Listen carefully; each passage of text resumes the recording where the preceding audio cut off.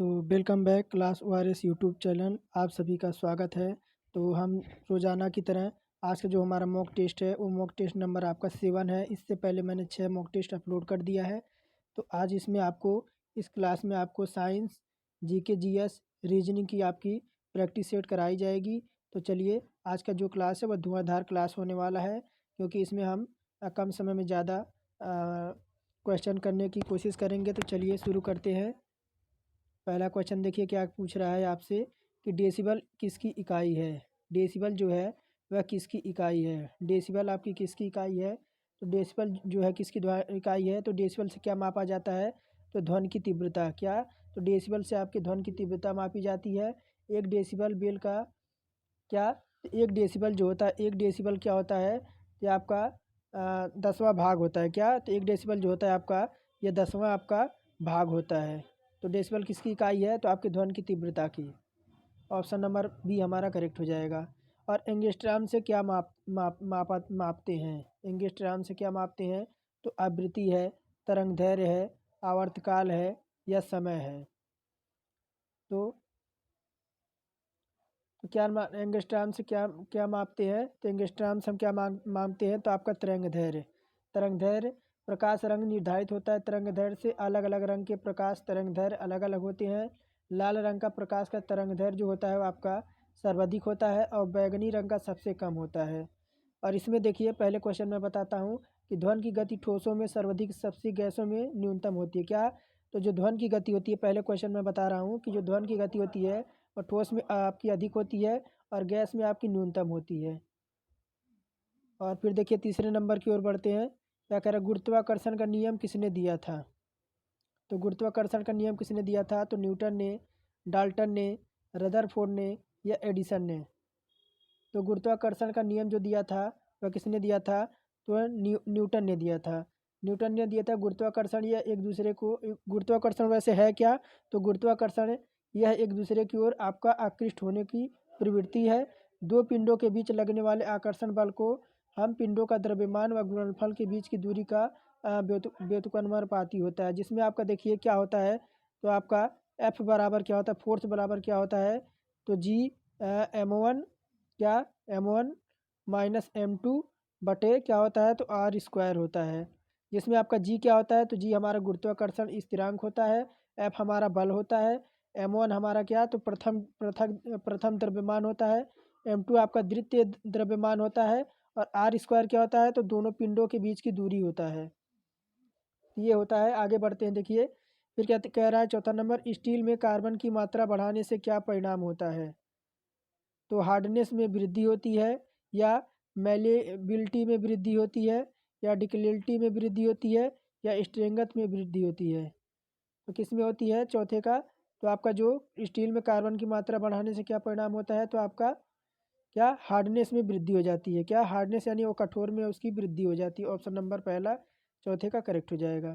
फिर आगे देखिए क्या कह रहा है कि पाँचवा नंबर, मोटर कारों में किस टायर का प्रयोग किया जाता है। तो मोटर कारों में किस टायर का प्रयोग किया जाता है। तो हाई प्रेशर का, लो प्रेशर का, एक्स्ट्रा लो प्रेशर का या ये सभी।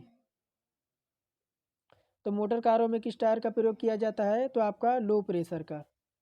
ऑप्शन नंबर बी हमारा करेक्ट हो जाएगा। फिर छठवां देखिए क्या कह रहा है आपसे कि धारिता एक राशि है। धारिता क्या कि धारिता एक राशि है किसकी, तो सदिश की, अदिश की, कहा नहीं जा सकता, या कभी कभी सदिश या आपका अदिश। तो धारिता एक राशि किसकी है, तो आपकी अदिश की। ऑप्शन नंबर बी इसका करेक्ट हो जाएगा छठवें का। फिर आगे देखिए कि साधारण नमक का रासायनिक नाम क्या है। तो पोटेशियम क्लोराइड है, सोडियम क्लोराइड है, या कैल्शियम क्लोराइड है, या सोडियम हाइपोसल्फेट है। तो साधारण नमक का रासायनिक नाम क्या है। तो साधारण नमक का आपका रासायनिक नाम क्या है, तो आपका सोडियम क्लोराइड है। क्या, तो सोडियम क्लोराइड है। और इसका रासायनिक सूत्र आपका क्या होता है, तो क्या होता है आपका NaCl। क्या, तो NaCl। फिर देखिए आठवां कि स्टोरेज बैटरी में कौन से पदार्थ का उपयोग किया जाता है। तो स्टोरेज बैटरी जो होती है उनमें कौन से पदार्थ का प्रयोग किया जाता है। तो तांबा का, सीसा का, एल्युमिनियम का या जस्ता का। तो स्टोरेज जो बैटरी होती है उनमें कौन से पदार्थ प्रयोग किए जाते हैं, तो आपका किसका, तो आपका शीशे का जो लेड होता है आपके पदार्थ का प्रयोग किया जाता है। बैटरी को चार्ज करने के लिए आपको डीसी धारा का प्रयोग किया जाता है। इसके लिए प्रयुक्त चार्जर में रेसिटिफाइटर एसी को डीसी में बदल देता है, यानी जो इसका रेक्टिफायर होता है, रेक्टिफायर वो आपको एसी को डीसी में कन्वर्ट कर देता है। फिर देखिए क्या कह रहा 9वां नंबर, खारे पानी में निम्नलिखित में से क्या उपस्थित होता है? तो कैल्शियम, एल्युमिनियम, सोडियम या क्लोरीन। तो खारे पानी में क्या आपका उपस्थित होता है? तो खारे पानी में आपका कैल्शियम होता है। क्या? तो आपका कैल्शियम होता है। फिर देखिए आपका 10वां क्या कह रहा है, उपग्रह का काल होता है। भू स्थिर एक भू स्थिर उपग्रह का काल होता है तो 24 घंटे, 12 घंटे, 18 घंटे या 6 घंटे। एक भू स्थिर उपग्रह का काल कितना होता है? तो आपका 24 घंटे होता है। कितना? तो 24 घंटे होता है। एक भू स्थिर उपग्रह पृथ्वी की सतह आपकी 35,786 किलोमीटर की ऊंचाई पर पृथ्वी के घूर्णन की दिशा में परिक्रमा करती है। फिर 11 देखिए क्या कह रहा है, कौन सा मोटर घरेलू फ्रिज में प्रयुक्त होता है? कौन सा मोटर है जो घरेलू फ्रिज में आपका प्रयुक्त होता है? यूनिवर्सल मोटर होता है, कैपिस्टर मोटर होता है या सेटेड पोल मोटर होता है या एसी श्रेणी वाला मोटर होता है। तो कौन सा मोटर होता है जो घरेलू फ्रिज में प्रयुक्त होता है? तो ये जो होता है आपका कैपिस्टर मोटर वाला। ऑप्शन नंबर बी 11 का हमारा करेक्ट हो जाएगा। फिर 12 नंबर क्या कह रहा है, क्या कह रहा है देखिए, पाचन के रसों में निम्नलिखित में से कौन सा अम्ल पाया जाता है? तो लैक्टिक अम्ल है या टैनिक अम्ल है या अमीनो अम्ल है या हाइड्रोक्लोरिक अम्ल है। तो पाचन के रसों में निम्नलिखित में से कौन सा अम्ल आपका पाया जाता है 12वां नंबर में? तो आपका कौन सा? तो हाइड्रोक्लोरिक अम्ल। कौन सा? तो हाइड्रोक्लोरिक अम्ल होता है, जिसे क्या कहते हैं? तो HCl कहते हैं। क्या? तो जिसे हम HCl कहते हैं। और पाचन रसों में मुख्यतः आपका हाइड्रोक्लोरिक अम्ल पाया जाता है। ऑप्शन नंबर क्या? तो ऑप्शन नंबर डी हमारा 12वां का करेक्ट हो जाएगा। फिर देखिए आगे क्या कह रहा है 13वां नंबर, बिजली की खपत का बिल किसके मापन पर आधारित है? तो वोल्टेज के, वाटेज के या वोल्टेज के या ओम के या एम्पियर के। तो बिजली की खपत का जो बिल किसके मापन पर आधारित है 13वां नंबर? तो आपके वाटेज के। किसके? तो आपके वाटेज के। और विद्युत का बिल जो किलोमीटर घंटा के मापन पर आधारित होता है, जिसे 1 घंटा में आपका क्या? तो 1 घंटा में आपका 1000 कितना? तो 1000 आपका वाट खर्च की गई विद्युत ऊर्जा होती है। आगे बढ़ते हैं 14 नंबर की ओर। देखिए क्या कह रहा है कि निम्नलिखित में से कौन सा नियम गैसों से संबंधित नहीं है? तो बायल का नियम, चार्ल्स का नियम, गे लुसाक का नियम या फैराडे का नियम। तो कौन सा नियम है जो गैसों से संबंधित नहीं है? तो आपका 14 में तो फैराडे का नियम। फैराडे का जो नियम है वह गैसों से संबंधित नहीं है। फैराडे ने आपका विद्युत चुम्बकीय जिसे इलेक्ट्रोमैग्नेट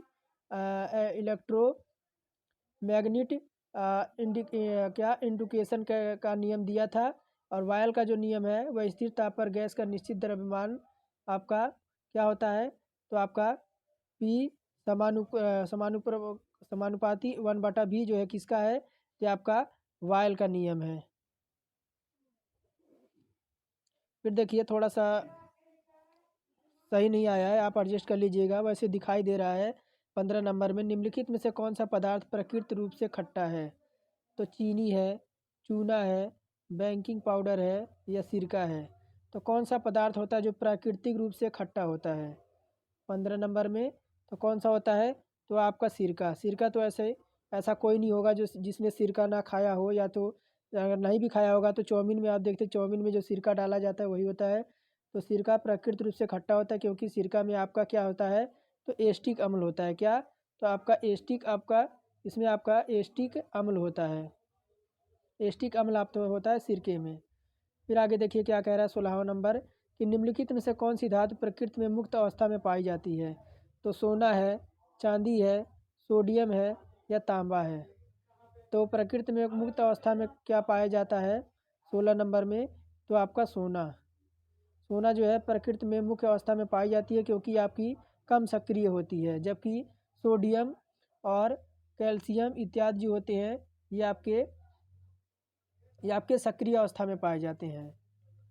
17 नंबर देखिए क्या कह रहा है, आगे बढ़ते हैं। फ्यूज का तार बना होता है। फ्यूज का तार किससे बना होता है? तो तांबा और लोहे का, तांबा और शीशे का, शीशा और टीन का, या शीशा का। तो फ्यूज का तार बना किससे होता है? तो फ्यूज का जो तार बना होता है वो आपके शीशा और टीन के, शीशा और टीन का बना होता है। फ्यूज तार गलनांक वाले धातु का बना होता है। क्या? तो फ्यूज तार जो होता है वह निम्न गलनांक वाले धातु से बना होता है, जिसके कारण आपका अधिक विद्युत धारा का प्रवाह होता है। यह गर्म होकर पिघलता है, जो इलेक्ट्रिक सामान की सुरक्षा हेतु उपयोगी है। यह विद्युत ऊष्मीय प्रभाव के सिद्धांत पर कार्य करता है। और फ्यूज का जो तार की विशेषता होती है वह उच्च प्रतिरोध को निम्न गलनांक में आपका परिवर्तित करता है। फिर देखिए क्या कह रहा है कि भारत की अर्थव्यवस्था कैसी है? तो पिछड़ी हुई है, विकसित है, विकासशील है, या अल्प विकसित है। तो भारत की जो अर्थव्यवस्था है वो आपकी क्या है? तो आपकी विकासशील है। क्या? तो जहाँ पे आपकी विकास ना हुआ हो वहाँ पे हमारा विकासशील कहते हैं। और देखिए क्या है, तो विकासशील अर्थव्यवस्था का तात्पर्य उत्पादन का ढांचा। क्या? तो उत्पादन का ढांचा, उत्पादन का स्वरूप और उत्पादित वस्तुओं को परिवर्तन होना है। समाज में सामाजिक संबंधों में विकास के साथ साथ परिवर्तन भी होता है। 19 देखिए, 19 के नंबर और बढ़ते हैं कि ओरल बी क्या है? ओरल बी क्या है? तो कार मॉडल है, वस्त्र मॉडल है, मोबाइल हैंडसेट है, या टूथब्रश है। तो ओरल भी आपने क्या? तो ओरल भी आपने प्रचार देखा होगा कहाँ? तो आपका टीवी में आपने ओरल बी का प्रचार देखा होगा कि ओरल बी क्या होता है? तो आपका टूथब्रश होगा। ऑप्शन नंबर डी हमारा 19 का करेक्ट हो जाएगा। 20 नंबर देखिए क्या कह रहा है, सूर्य में कौन सा तत्व सर्वाधिक मात्रा में पाया जाता है? तो हीलियम पाया जाता है, हाइड्रोजन पाया जाता है, या लोहा है, या सिलिकॉन है। तो सूर्य में कौन सा तत्व सर्वाधिक मात्रा में आपका पाया जाता है? तो आपका क्या पाया जाता है? तो हाइड्रोजन। सूर्य में हाइड्रोजन तत्व आपकी सर्वाधिक मात्रा में रहता है। सूर्य एक गैसीय क्या है? तो सूर्य एक गैसीय गोला है जिसमें हाइड्रोजन कितना होता है? जिसमें हाइड्रोजन आपका जो होता है वह 71% होता है। और आपका हीलियम कितना होता है? हीलियम हीलियम जो होता है वह आपका टोटल आपका 26.5%। और आपके अन्य तत्व जो होते हैं वह आपके 2.5% होते हैं। फिर आगे देखिए, पेंसिलिन की खोज किसने की थी? 21 नंबर, पेंसिलिन की खोज किसने की थी? एडवर्ड जेनर ने, ब्रेंटिंग ने, लुबेन हॉक ने, या अलेक्जेंडर फ्लेमिंग ने। तो पेंसिलिन की खोज किसने की थी? तो आपका अलेक्जेंडर फ्लेमिंग ने। ऑप्शन नंबर डी 21 का करेक्ट हो जाएगा। और क्या है? तो पेंसिलिन एक एंटीबायोटिक एक समूह है जिसकी उत्पत्ति पेंसिलिया नामक कवक से हुई है। इसकी खोज का जो श्रेय जाता है यह 1928 में स्कॉटिश वैज्ञानिक एवं नोबेल पुरस्कार विजेता अलेक्जेंडर फ्लेमिंग ने की थी। 22 नंबर देखिए, हैजा का क्या कारण होता है? हैजा कैसे फैलता है? तो जीवाणु के कारण, या विषाणु के कारण, या फफूंद के कारण, या शैवाल के कारण। तो हैजा का क्या कारण है? तो हैजा का जो कारण है वो आपका वह जीवाणुओं के कारण। किसके? तो जीवाणुओं के कारण। क्यों? क्योंकि दूषित पानी पीने से आपके संपर्क में आपके आ जाते हैं। किसके? तो जब आप दूषित पानी पीते हैं तो आप हैजा नामक बीमारी के संपर्क में आ जाते हैं। हैजा को अंग्रेजी में क्या कहते हैं? तो कालरा। क्या? तो हैजा को अंग्रेजी में क्या कहते हैं? तो कालरा कहते हैं। फिर आगे देखिए 23 नंबर क्या कह रहा है? 23 नंबर देखिए क्या कह रहा है कि आपका देखिए एक दहन दे रखा है, जीवित प्राणियों द्वारा श्वसन, पादपों और जंतुओं का अपघटन दे रखा है। आपको पूछ क्या रहा है कि ऊपर दिए गए बॉक्स में कौन सी गैस निकलेगी? देखिए क्या पूछ रहा है क्या है। तो ये आपका आकृति दे रखा है, आकृति एक बार देख लीजिए कि दहन, यहाँ आपका दहन दे रखा है, जीवित प्राणियों का द्वारा श्वसन, पादप और जंतुओं का अपघटन। तो आपसे पूछ क्या रहा है कि ऊपर दिए गए चित्र बॉक्स में कौन सी गैस निकलेगी? कौन सी गैस निकलेगी? तो आपका क्या निकलेगा? कार्बन डाइऑक्साइड निकलेगा। क्या? तो कार्बन डाइऑक्साइड निकलेगा। कैसे निकलेगा? कि देखिए, जीवित प्राणी श्वसन में आपका क्या होता है? तो आपका ऑक्सीजन होता है। और देखिए कार्बन डाइऑक्साइड का उपयोग होता है, पौधे और जंतु मरने के बाद मिट्टी में समा जाते हैं, जिसके लिए समाने के बाद वहाँ पे आपका CO2 कार्बन डाइऑक्साइड आपकी गैस निकलती है। और मुद्रास्फीति से कौन लाभान्वित होता है, यानी मुद्रास्फीति से किसे लाभ होता है, तो लेनदार को, देने देने वाले को, बैंक को, या नागरिक को। तो मुद्रास्फीति से किसे लाभ होता है 24 नंबर में, तो किसे, तो आपके जो देनदार यानी देने वाला होता है वो आपका लाभान्वित होता है। और मुद्रास्फीति से हानि जब होती है, जो लेने का काम करता है, और जो आपका स्टैगफ्लेशन मुद्रास्फीति में मंदी को कहते हैं। क्या एक भाषा होता है, क्या एक भाषा होता है क्या, तो आपका स्टैगफ्लेशन, क्या स्टैगफ्लेशन एक भाषा होता है क्या, इसे कहते क्या है, इसे मंदी कहते हैं। और देखिए आगे बढ़ते हैं, कोई नहीं आगे बढ़ते हैं, ज़्यादा डीपली जाने की ज़रूरत नहीं है।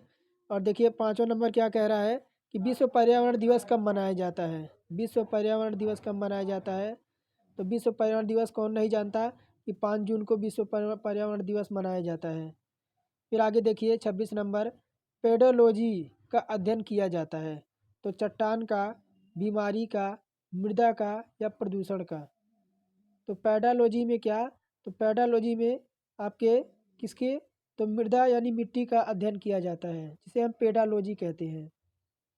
और 27 नंबर देखिए, निम्नलिखित में से किसके जांचने के लिए अलीसा टेस्ट किया जाता है, तो सुजाक को, मधुमेह को, तपेदिक को, या एड्स को।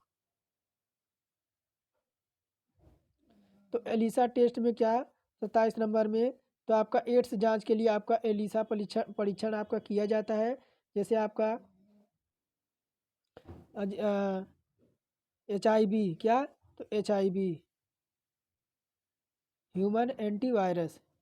फिर आगे देखिए, रडार का प्रयोग मुख्य रूप से किया जाता है, तो रडार का मुख्य रूप से कहाँ प्रयोग किया जाता है, तो वर्षा के जल भरे बादलों को पीछा करने के लिए, प्रकाश तरंगों द्वारा वस्तुओं को पता लगाने के लिए, या ध्वनि तरंगों को परावर्तित कर वस्तुओं को पता लगाने के लिए, या रेडियो तरंगों द्वारा वस्तुओं की उपस्थिति और स्थिति ज्ञात करने के लिए। तो रडार का प्रयोग कहाँ पे किया जाता है 28 नंबर में, तो रडार का जो प्रयोग किया जाता है वो ऑप्शन नंबर डी हो जाएगा, कि रेडियो तरंगों द्वारा वस्तुओं की उपस्थिति उसकी स्थिति जानने के लिए। ऑप्शन नंबर डी हमारा करेक्ट हो जाएगा। और सोनार का प्रयोग कहाँ किया जाता है, सोनार का प्रयोग, तो सोनार का प्रयोग साउंड नेविगेशन एवं रीजनिंग के लिए, किसके, तो सोनार का प्रयोग जो होता है वो आपका साउंड नेविगेशन एवं रीजनिंग के लिए।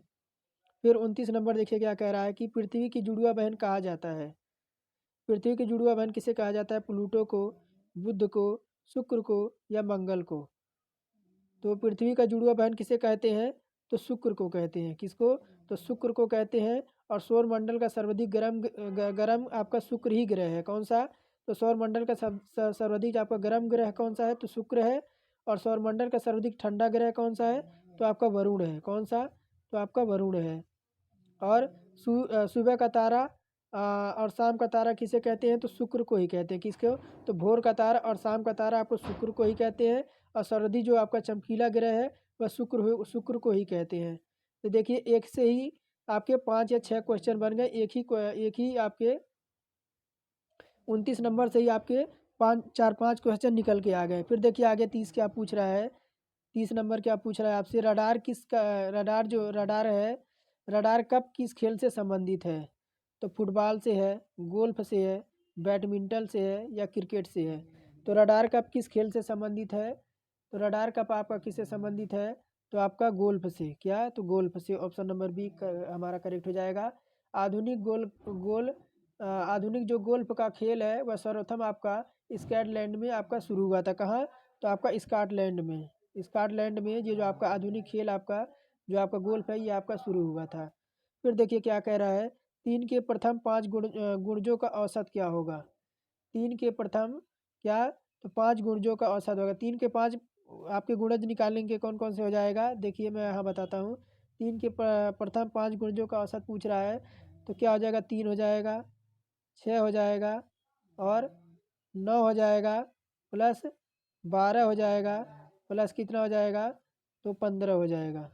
यहाँ बताते हैं, यहाँ थोड़ा सा जगह कम है, यहाँ बताते हैं क्या, तो 3 हो जाएगा, 3, 3 दूना 6 हो जाएगा, 3 त्रिका 9 हो जाएगा, 3 चौक 12 हो जाएगा, और 3 पचे 15 हो जाएगा। कितना हो गया टोटल आपके 5 हो गए। 5 हो गए और इसको 5 से डिवाइड कर देंगे तो कितना आ जाएगा। जब इनको जोड़ेंगे और 5 से डिवाइड करेंगे तो हमारा 9 आ जाएगा। 3 के 5 प्रथम गुणजों की औसत कितनी हो जाएगी, तो हमारी 9 हो जाएगी। ऑप्शन नंबर बी हमारा करेक्ट हो जाएगा। फिर आगे देखिए 32 नंबर, विषम को ज्ञात करें। विषम को आपको ज्ञात करना है, विषम कौन सा है। तो 16 दे रखा है, 25 दे रखा है, 36 दे रखा है, 72 है, 144 है, 96 है, 225 है। इसमें आपको क्या बताना है, इसमें आपको विषम बताना है। तो देखिए विषम कौन सा हो जाएगा। ये तो आपका 16 किसका, तो ये तो आपका 4 का स्क्वायर हो गया। ये किसका, तो ये आपका 5 का स्क्वायर हो गया। ये आपका 6 का स्क्वायर हो गया। 72 किसी का स्क्वायर है, नहीं है। ये किसका स्क्वायर है, तो ये आपका 12 का स्क्वायर हो गया। ये आपका किसका 13 का, 15 का, 14 का। ये देखिए 72 जो है यही आपका विषम हो जाएगा, क्योंकि ये किसी का स्क्वायर नहीं है। तो ऑप्शन नंबर सी हमारा ये इसमें विषम हो जाएगा। फिर देखिए एक मैथ का क्वेश्चन है, क्या पूछ रहा है कि दो संख्याएं तीसरी संख्या से 30% और 40% अधिक है, तो दूसरी और पहली संख्या का प्रतिशत क्या होगा।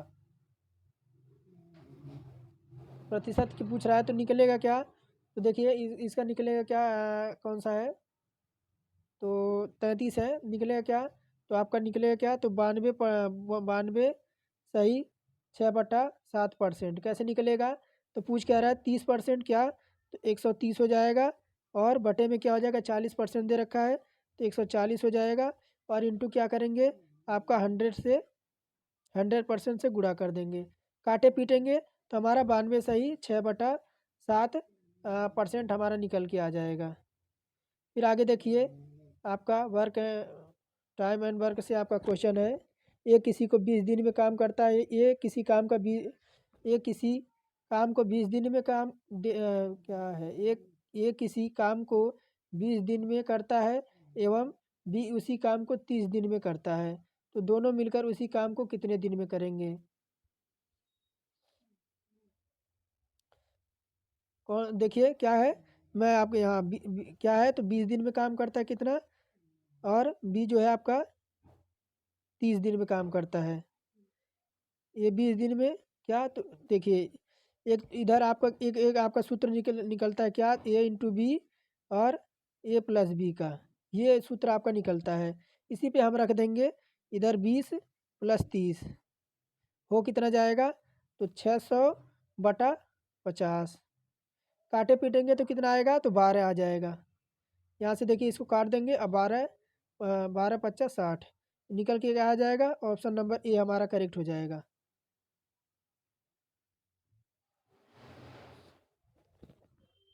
फिर देखिए 35 नंबर काफ़ी बड़ा हो जाएगा, क्योंकि एक एक समीकरण में दूसरे समीकरण का मान रखना पड़ेगा। मैं इसका उत्तर बता देता हूँ, आप स्क्रीनशॉट को आप लेके आप कर लीजिएगा। क्या आ जाएगा, तो 3.5 आ जाएगा। फिर आगे देखिए 36 नंबर, विषम को ज्ञात करना है। विषम को ज्ञात करना है 36 में, तो कौन सा हो जाएगा, तो देखिए 1 का स्क्वायर, 2 का स्क्वायर, 3 का स्क्वायर, 4 का स्क्वायर, 5 का स्क्वायर कहीं है, नहीं है। तो ऑप्शन नंबर बी जो देखिए विषम आपका हो जाएगा। ये भी आपका 1 का स्क्वायर है, 2 का स्क्वायर है, 3 का स्क्वायर है, 4 का स्क्वायर है, 20 किसी का स्क्वायर नहीं है। ये 6 का स्क्वायर है, ये 7 का स्क्वायर है। फिर आप देखिए 37 में विषम आपको ज्ञात करना है।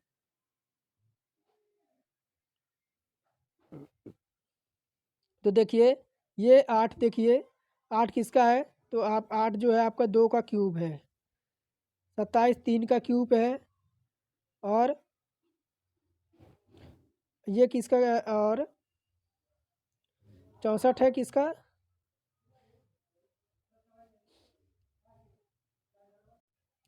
64 4 का हो जाएगा। लेकिन 100 क्या है, तो 100 आपका किसका 100 है, क्यों, तो ये नहीं, ये आपका स्क्वायर हो जाएगा। क्या, तो ये आपका स्क्वायर हो जाएगा किसका, तो 10 का। तो ये हमारा विषम हो जाएगा। ये आपका 125 आपका 5 का हो जाएगा। तो आपका विषम कौन सा हो जाएगा, तो आपका 100 हो जाएगा, जो कि ऑप्शन नंबर बी में दे रखा है। फिर आगे देखिए समस्या चित्र आपको दे रखा है। क्या, देखिए एक बार आप ध्यान से पढ़िए कि समस्या चित्र दे रखा है 1 2 3 और 4 को ध्यानपूर्वक अध्ययन कीजिए। उत्तर में ए, बी, सी और डी में से उस चित्र को चुनिए जो अच्छी तरह से समस्या श्रृंखला को पूर्ण करता हो। तो ये आपकी समस्या आकृति है और आपके नीचे उत्तर आकृति दे रखा है। कौन सा आपका पूर्ण करेगा?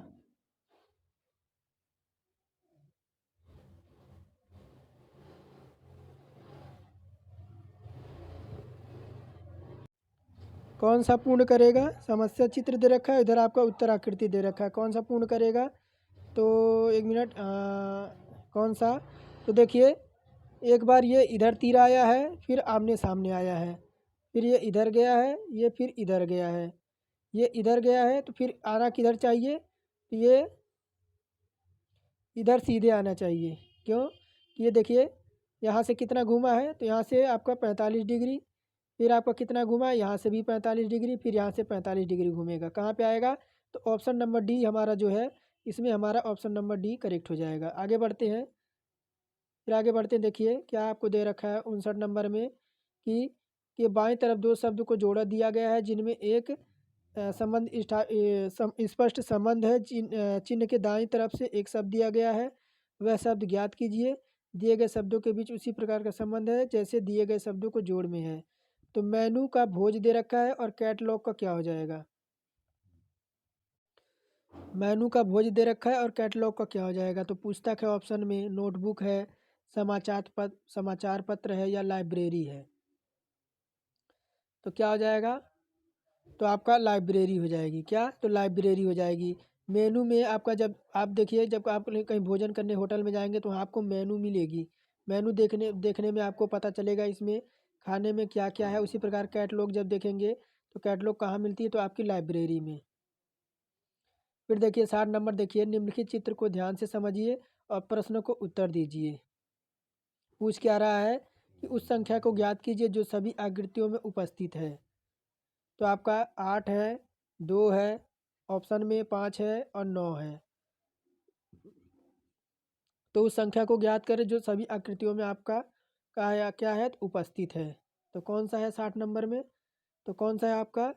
तो देखिए दो जो है, दो जो है वह सब में समाहित है। दो ही जो ऐसा है, अकेला अकेला पर्सन ऐसा है जो आपका सब में आपका समाहित है। आपका गोले के अंदर भी है, त्रिभुज में भी है और आपका इस वर्ग के अंदर भी है।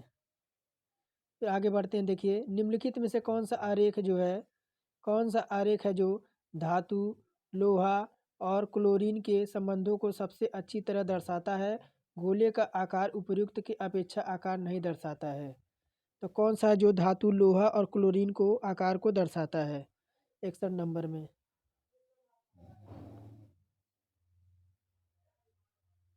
तो कौन सा है? तो देखिए धातु के अंदर ही क्या? तो धातु ऑप्शन नंबर बी हो जाएगा। ऑप्शन नंबर बी जो इसमें हो जाएगा। इसमें धातु, लोहा, क्लोरीन ये एक दूसरे को संबंध रखते हैं। ऑप्शन नंबर बी हमारा इसमें हो जाएगा। फिर आगे देखिए 62 नंबर, निम्नलिखित में से अनुपस्थित संख्या ज्ञात कीजिए। अनुपस्थित संख्या ज्ञात करना है। तो देखिए ये क्या है? एक किसका है? तो एक आपका एक का क्यूब है और 4 क्या है? तो ये आपका 2 का स्क्वायर है। 3 क्या है? तो ये आपका 3 का क्यूब है। क्या? तो 3 का क्यूब है। 16 क्या है? तो 4 का स्क्वायर है। फिर आगे आपका क्या आ जाएगा? यहाँ का 16 फिर क्या? तो आपका 5 का क्यूब आना चाहिए। क्या? तो 5 का क्यूब आना चाहिए। 5 का क्यूब क्या होता है? तो 125 होता है। 125 होता है। 125 किस ऑप्शन में है? तो ऑप्शन नंबर पहले में ही है। फिर आगे देखिए 65 नंबर क्या कह रहा है कि निम्नलिखित में से कौन सा आरेख है जो लेखक, अध्यापक और आदमियों के संबंध को सबसे अच्छा तरह दर्शाता है? तो कौन सा हो जाएगा 65 नंबर में? तो कौन सा आरेख है जो आपका अध्यापक, आदमी और क्या है? तो लेखक, अध्यापक और आदमियों को दर्शाता है। कौन सा हो जाएगा? तो कौन सा? तो ऑप्शन नंबर बी हो जाएगा। क्योंकि कुछ जो आपके आदमी होते हैं वो आपके लेखक भी होते हैं और क्या? तो आपके अध्यापक भी होते हैं। ऑप्शन नंबर बी हमारा करेक्ट हो जाएगा।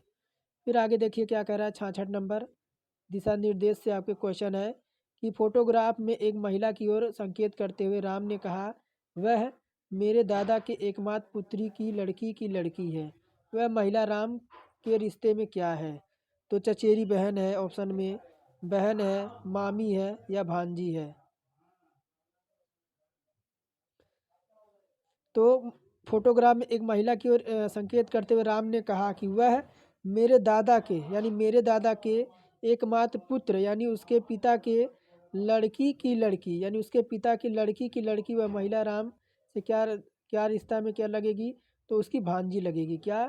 तो उसकी भांजी लगेगी। ऑप्शन नंबर डी हमारा करेक्ट हो जाएगा। फिर आगे देखिए, त्रिभुजों की संख्या कितनी है? त्रिभुजों की संख्या कितनी है 67 नंबर में? तो देखिए, तीन इधर से निकलेगा, तीन इधर से निकलेगा, तीन इधर से निकलेगा, तीन इधर से निकलेगा। तीन तीन छः, तीन नौ, तीन 12 हो गए कितने? हुए कितने ये बताइए। तो 12 हो गए कि नहीं? 12 12 ऑप्शन में दिए रखा है। जब इसी बॉक्स के अंदर आपको इस तरह से बना दे तो ये समझ लीजिए कि आपको यहाँ पे तीन त्रिभुज आपको मिल गए हैं। फिर देखिए क्या कह रहा है कि एक तस्वीर में एक आदमी की ओर इशारा करते हुए रानी ने कहा, उसकी माँ की इकलौती बेटी मेरी माँ है। रानी उस आदमी से कैसे संबंधित है? तो पत्नी लगेगी, बहन लगेगी, भतीजी लगेगी या भतीजा लगेगा।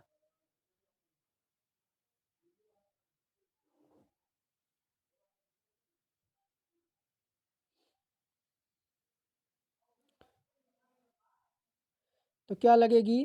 तो क्या लगेगी? तो उसकी पत्नी लगेगी। क्या? तो उसकी पत्नी लगेगी कि इकलौती बेटी मेरी माँ है। क्या? तो उसकी इकलौती जो बेटी है वो मेरी माँ है। रानी उस आदमी से कैसे संबंधित है? तो उसकी वाइफ लगेगी। फिर आगे देखिए क्या कह रहा है आपका 81 नंबर।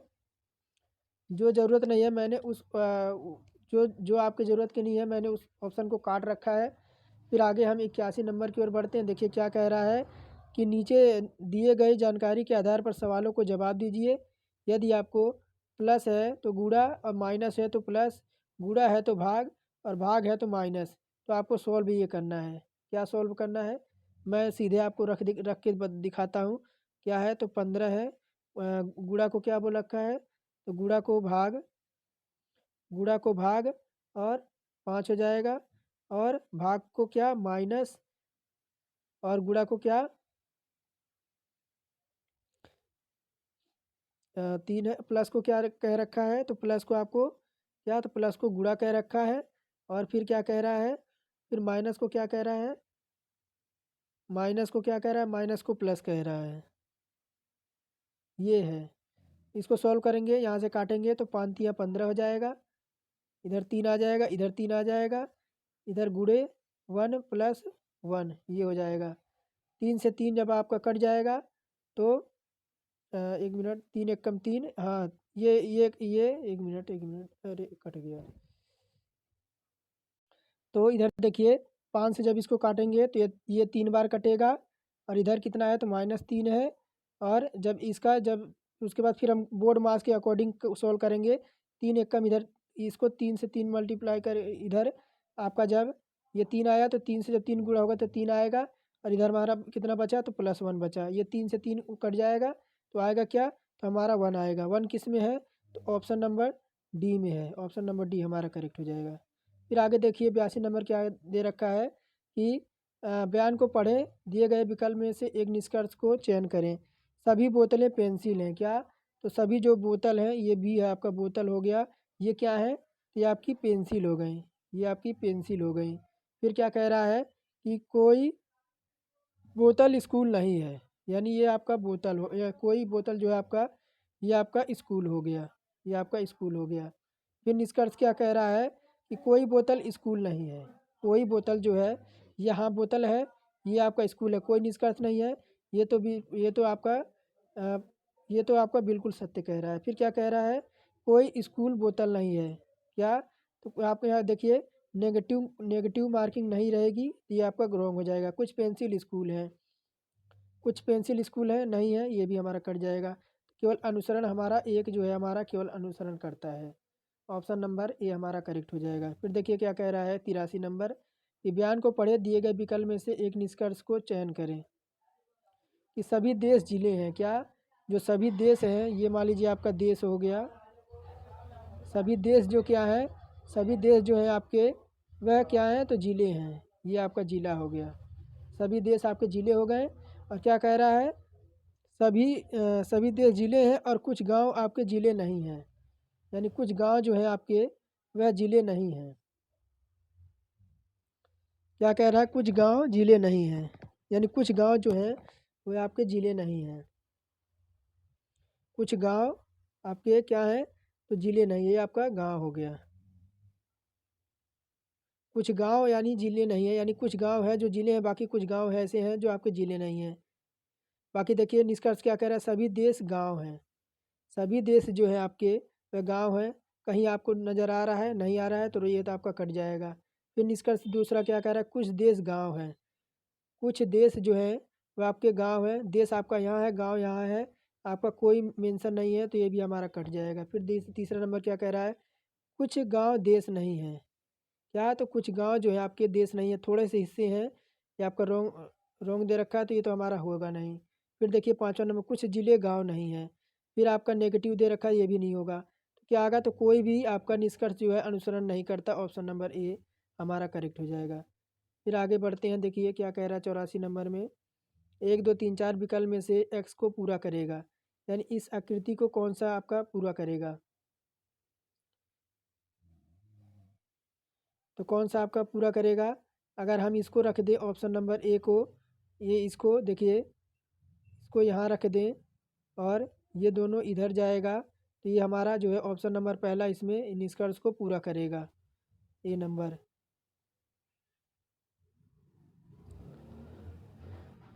चलिए आगे बढ़ते हैं, यही आज ख़त्म करते हैं। देखिए ये सारे क्वेश्चन ही क्वेश्चन है इसमें। मैं आपको दिखा, चलिए एक लास्ट और कर लेते हैं कि हाल ही के सर्वेक्षण रिपोर्ट में यह कहा गया है कि जो प्रतिदिन हरी सब्जियां खाते हैं वह किसी भी दिल की बीमारियों से कम ग्रस्त होते हैं। तो क्या निष्कर्ष कह रहा है कि हरी सब्जियां खाना स्वास्थ्य जीवन के लिए आपकी आवश्यक है, या सभी लोग जो बैठे हुए काम करते हैं निश्चित रूप से दिल की बीमारियों से पीड़ित हैं। तो आपका निष्कर्ष में क्या निकलेगा, तो देखिए क्या, तो हरी सब्जियां खाना स्वास्थ्य के लिए जीवन के लिए आपका आवश्यक है, तो केवल निष्कर्ष आपका जो है एक निकलेगा। बाकी आपका सेकंड जो है, ये आपका कोई इससे मेंशन नहीं है कि जो लोग घर बैठते हैं वह निश्चित रूप से बीमारियों से पीड़ित हैं, तो ऐसा कुछ नहीं है। तो चलिए आज का टेस्ट यहीं समाप्त करते हैं। क्वेश्चन यहीं भी आपका यहीं तक था। तो चलिए, अगर चैनल पर नए हैं तो चैनल को ज़रूर सब्सक्राइब करके बेल आइकन को ऑन कर लीजिएगा, क्योंकि जो हम लगातार रुक्मणी प्रकाशन इसी चैनल के माध्यम से आपको प्रोवाइड करा रहे हैं। थैंक यू फॉर वॉचिंग, और आपका दिन जो हो वो आपका शुभ हो।